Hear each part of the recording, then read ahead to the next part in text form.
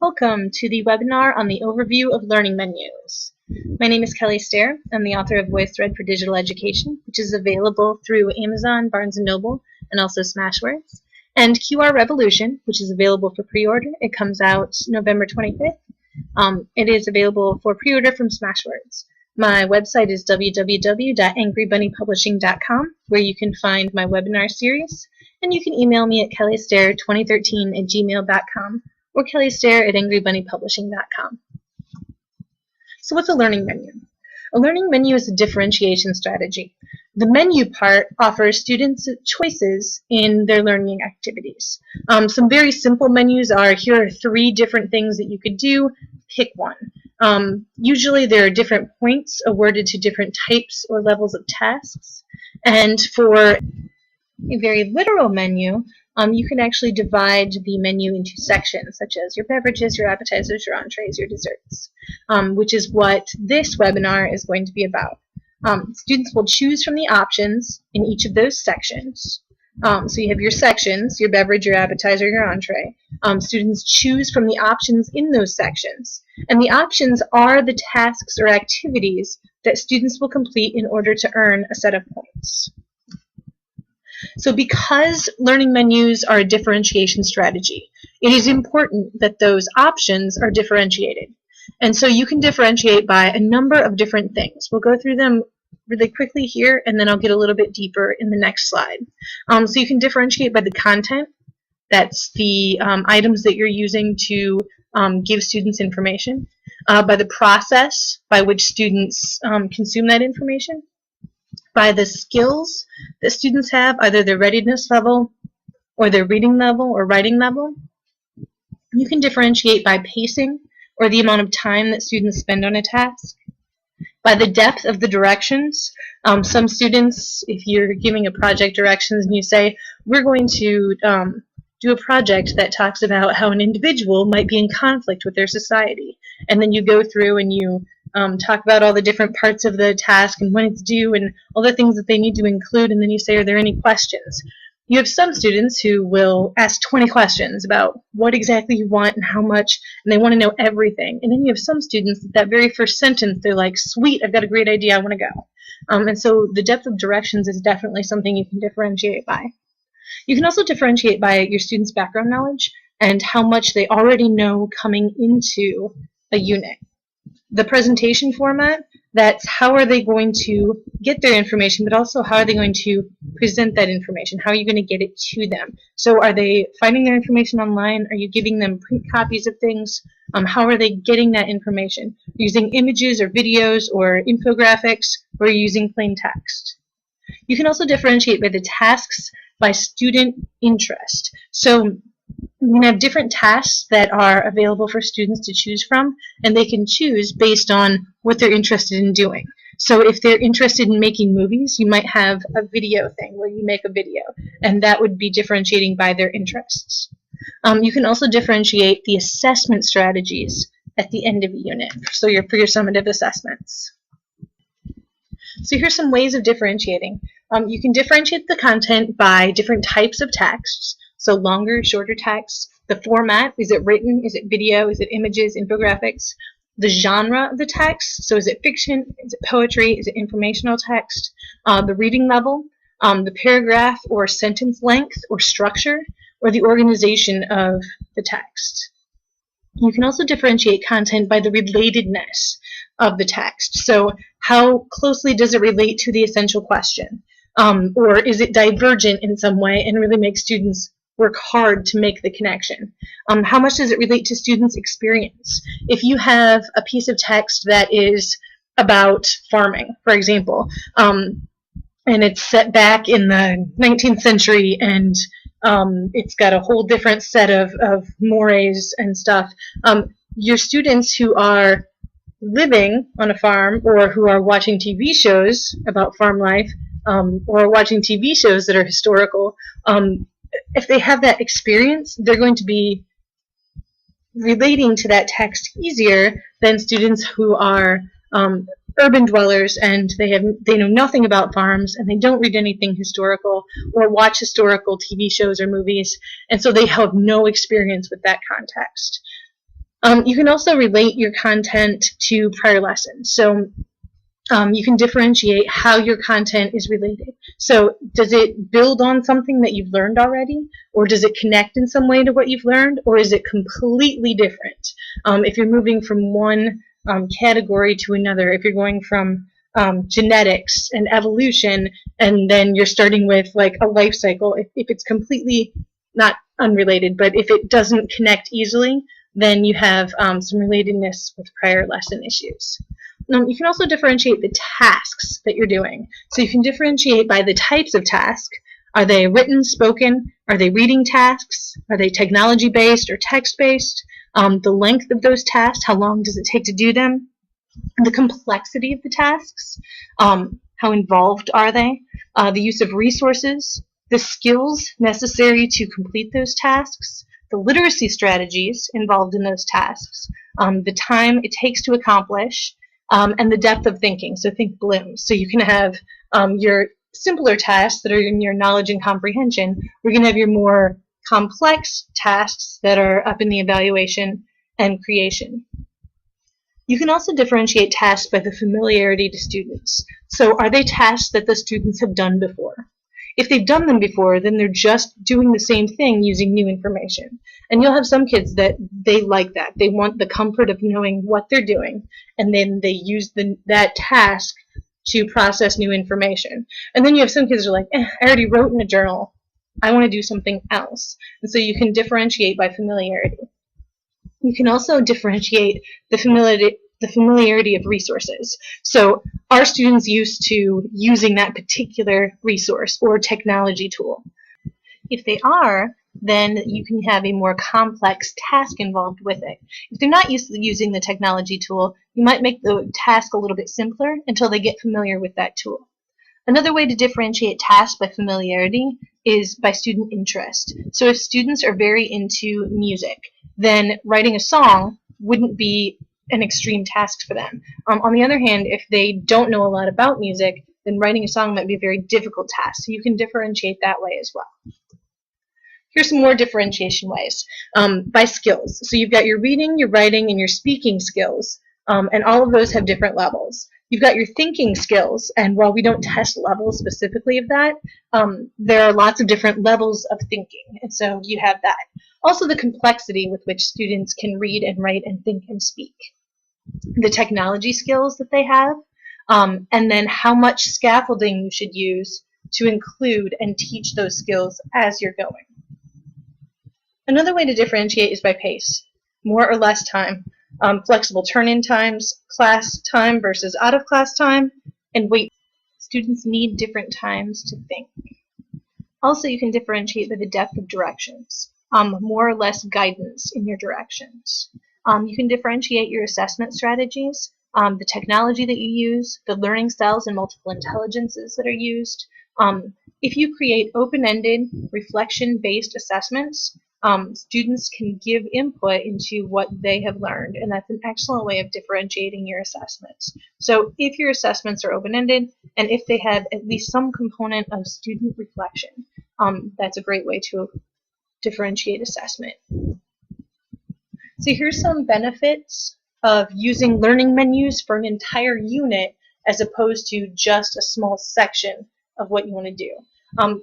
First, you get a cohesive plan for all of the pieces of instruction, so everything fits when you put it into a learning menu. And the pieces that don't fit shouldn't be there. And so you really get a lot of good focus when you're planning your learning menus. Also, when you use units with essential questions, those essential questions encourage inquiry, and they help students focus on what information is important. A 10-minute informational video is going to have way too much information for someone to make sense of all of it.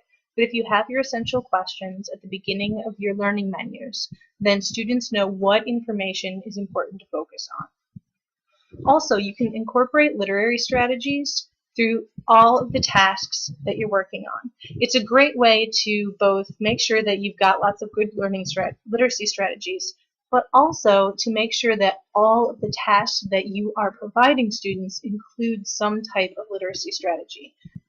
Using learning menus to incorporate literary strategies and to differentiate those strategies ensures that students have access to tasks that will challenge them into those higher levels of blooms, into the evaluation and into the creative aspects of critical thinking. Summative assessments also let students truly show what they've learned. So if you have a menu of assessments for students to choose from, they get to decide which strategy or which assessment best demonstrates what they've learned from the unit. And finally, using learning menus for an entire unit as opposed to just a single activity forces teachers to explore activities outside of their teaching preferences. Just like everyone has different learning styles, teachers have different teaching styles, and those preferences can sometimes limit us to what we are offering our students in terms of activities and types of activities. And so getting a chance to create different types of activities based on different learning styles will help us be better teachers. Here's an overview of the unit menu template that we'll be using in this webinar series. The template includes 5 categories. We've got beverages, appetizers, soup and salad, entrees, and desserts. Beverages are going to be our vocabulary studies. Appetizers are activating and leveling background information. Soup and salad is all the supplementary text and tasks that go along with those. The entree is the anchor text and the tasks that go along with that. And the dessert is the summative assessment. Very quickly, I'll go over each of those chunks. Each one gets its own separate webinar later on, and so you'll be able to find those. For vocabulary, first off, all units need vocabulary development embedded in them. It is not enough for students to read through a chapter or read text without getting some solid vocabulary development. There are 2 types of vocabulary that students should be working on. You've got content area vocabulary, specific to that content, and then you have general vocabulary that incorporates all vocabulary words. The vocabulary lists that students are working from need to be generated from the reading or viewing materials, specifically the anchor text, the things that all students will be reading or viewing. The many options involved in a learning menu give students the chance to choose how to learn vocabulary words and what works best for them. Appetizers. Appetizers are ways to get background information for students. Students come to us with varying degrees of background information. In my opinion, background information is the most important place to differentiate for student learning. Activating background information for students who already have it but might not have it easily accessible, and then leveling background information for students who do not have it. Background information is also one of the places that's most overlooked when it comes to getting students to perform well or to learn. If we don't activate or level their background information, they have nothing to build new information on. And so it's very important that as teachers, we provide many examples of ways to get background information. Make sure you offer a lot of types of information, so in lots of formats, especially videos. Recent studies show over 70% of the population are visual learners, which means that we have people who see things and get that visual comprehension better with images than with text. Use images, use videos, use infographics, use things that stimulate visual learners because most of the population is visual. Finally, when you're thinking about the tasks to include with your appetizers, with your background information, they should be basic comprehension. In this appetizer stage, include tasks that have students answer questions, discuss with each other, or have completion checks where they take a quick quiz to show that they have done the viewing or the reading. Soup and salad. These are your supplementary texts and the tasks that go with them. Supplementary texts include articles, videos, poems, short stories, and compilations of those, such as PowerPoint presentations, VoiceThread presentation, Storify presentation. Any outside source or collection of sources can be used as a supplementary text. One of the benefits of supplementary texts is that they can offer multiple viewpoints. They can offer extension activities, real-world connections to the essential question or questions. They can offer labs or demonstrations, and they can also offer opportunities for student inquiry. The supplementary texts that you use in your unit offer the largest variety of tasks, different types of tasks, and the opportunity to use multiple intelligences. So in your menu, you need to make sure you include several options. In fact, for an entire unit of study, it wouldn't be unheard of to have 5, 8, maybe even 10 supplementary texts that are going along with your unit, and each of those can have a different set of tasks with it. Finally, supplementary texts are the place where you incorporate multiple literacy strategies to push students in their reading ability, their writing ability, and their discussion skills. Entrees. Your entree is your anchor text and all the tasks that go with it. And depending on the type of class that you're teaching, you might have an anchor text that is a novel or a film. You might have textbook chapters or a series of presentations or lectures that are your anchor text. You should offer at least 2 options for how to consume the information. If you're reading a novel, offer audiobooks. If you have lectures in class, offer a video of those lectures so that students can rewind and go back as needed. Finally, you need to make sure that the tasks involved with anchor texts help students explore those essential questions and offer opportunities to discuss with others and to write out their thoughts. Writing is thinking, and when we take the time to write our thoughts, we actually clarify our own thinking. The same with discussing with others. When we get a chance to discuss with other people, we really have to choose how to phrase things in order to help people understand. And so discussing and writing are both tasks that should be involved in the anchor texts. Finally, we have dessert, and that's our summative assessment. The summative assessment needs to explore the essential questions that are the basis of the unit. You can offer many choices of possible assessments, projects, essays, a test, a presentation. Summative assessments should offer technology tool options so that students can choose which tools they would like to use. Summative assessments should allow review and revision. If you're doing a test, maybe it's a study guide or a practice test first before the final test. If the assessment is a project, an essay, or presentation, offer students revision groups so that they can get together and perform or show their projects or essays or presentations to another group of people and get feedback before the final assessment. Also, make sure that students focus on sharing what they have learned, not what they already knew and not what they think they should have learned. With all of the learning options in that learning menu, if students end up at the end of a unit and they haven't learned anything, then their grade should reflect that. Which brings us to the final point. Make sure that when you're grading, you grade for what they've learned, not what they already knew, and particularly not what you think they should have learned. Grade them on what they actually learned, because students will surprise you. One last thing before I wrap up this overview is a free technology tool.